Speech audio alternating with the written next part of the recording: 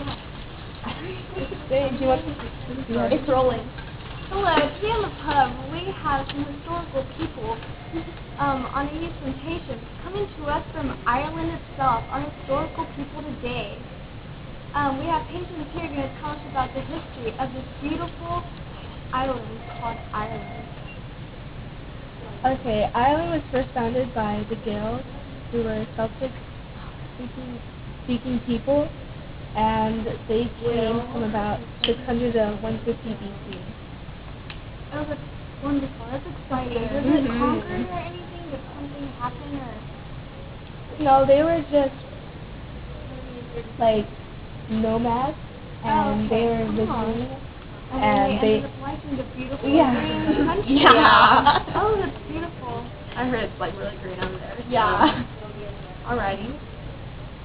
So tradition started over there, right? You know, I heard Halloween started over there, right? Yeah. Oh, that's really cool. I heard that too. I love Halloween. Yeah, okay, so this is exactly what I heard.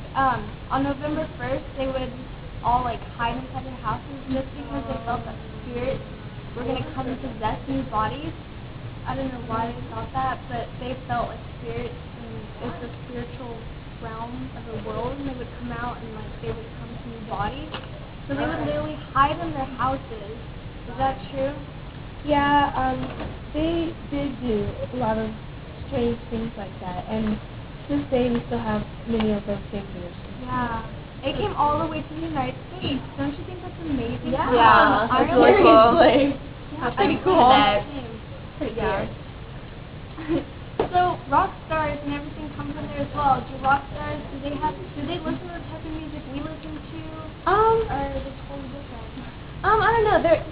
They're pretty different. Like according to Wikipedia.org, they say that Irish traditional music is the official term for indigenous music of Ireland and has remained vibrant through the 20th and 21st century. Wow.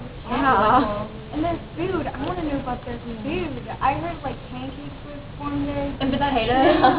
And like they eat potatoes with every meal. Yeah, seriously. Like I see y'all have tried our Irish soda bread. It's pretty good, isn't it? Yeah, this was actually a cause of their that whole famine that they went through back in the day, and it pretty much came out of poverty, and it was a really easy bread to make. And really? it just required simple ingredients. It was very straightforward. So and now then, it's become this big thing, right? Yeah. Everyone has it. Yeah, it's super cool. And then they have this thing called boxty, and it's made from potatoes, and you can make it into like potato pancakes and bits and bread, and it's super good. And then I know, right? And then they have this thing called coddle, which is a dish of layers of sliced pork and sausage, and this thing called rockfish. That sounds nice. Yeah, it's but like the fish part. Yeah. Yeah, the fish came from it's a specific fish that's only found in the Atlantic Ocean, so it's really, really cool. Okay, so maybe I will try that just because it's like weird. Yeah. Other than that, no. Yeah. Well, that's so much. That's good to hear. And like, is there not like? Yeah, the economy. Yeah, is it good? Yeah, actually Ireland has a really good economy, according to Wikipedia.org. Says in terms of GDP per capita, Ireland is ranked one of the wealthiest countries in the OECD. And in terms of national income, Ireland ranks below, though, despite the growth. Prices in Dublin were which Dublin is the capital. Nearly 30% of Ireland's population lives are considerably higher than elsewhere in the country, especially the property market. And actually on the Irish Times newspaper, just a few days ago, it said the interest rate being charged for Irish debt increased again ahead of an auction of up to 1.5 billion euros of government debt today by the National Treasury Management Agency. Oh, wow. So, yeah. I guess it's good, I guess. And, the culture in Ireland is really cool. They have many types of festivals that take place, mainly to do with music and art. So that's pretty cool. But whether it's a Christmas or electrical carnival or like summer events or something, you'll always be excited for our season choice. So They have many traditions. like St. Patrick's Day. Yeah. Oh, we have more than us. Yeah. Actually, the first St. Patrick's Day celebration was held by the Irish Society in 1737. Wow. So, long time ago. Wow. And A long time ago. and you can expect a lot of entertainment, music, street exhibitions, and all that. And also, there's this one called Temple Bar Trad. It just started in 06, and I thought that was pretty cool. They usually call it Cultural Night, and they celebrate a lot of music and art and stuff. So that was pretty cool. Oh, wow. Awesome. I don't, like America, we have traditions, but we don't have traditions going way back. I think, like, the oldest one we have is Thanksgiving. Wouldn't y'all say Yeah. that? I'd say The that. other one that's our own. Yeah. Yeah. We take it like Yeah, they're Halloween, stolen. Christmas, like we just kind of took it, and I find it very amazing that these people just started their own tradition, and now here we are celebrating it a little differently, taking candy, you know, from Yeah. doors. But I think that's so Yeah. cool. It comes from And then Ireland. St. Patrick's Yeah. Day actually first originated here in the Really? U.S. and got over there somehow. But, Yeah. All the yeah. leprechauns and fairies, you know. Yeah. I want a pot of gold. And also the political system, it's like a parliamentary democracy. So that is the people vote for their like politicians and stuff. Oh.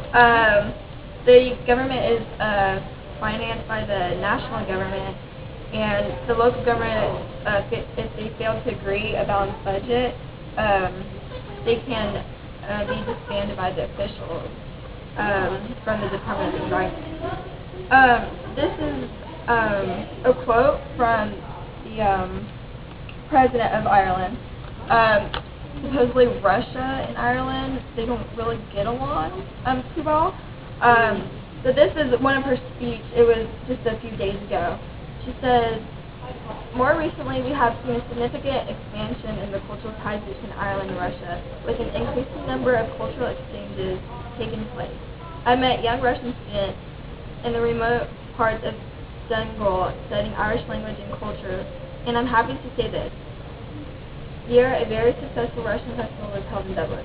I look forward to the further development of our cultural affinities in the years ahead as the friendship of Ireland and Russia continues to strengthen and expand." So I guess they're getting along well. And actually, Ireland, you serve 7 years as president, and not more than 2 terms. So Really? yeah, and here it's 4 years. Yeah. Yeah, 14 years. Yeah. And here it's no more than 8 years. Yeah, so that's pretty cool. I think that's cool how they're getting along, you know, even though everyone in this country has to speak to someone else. They're actually getting along. So Ireland is not only a green, beautiful country full of wealth, it's also very friendly and peaceful. Right. Would you Yeah. say? And the food Exactly. is great, the music Yeah. is really great.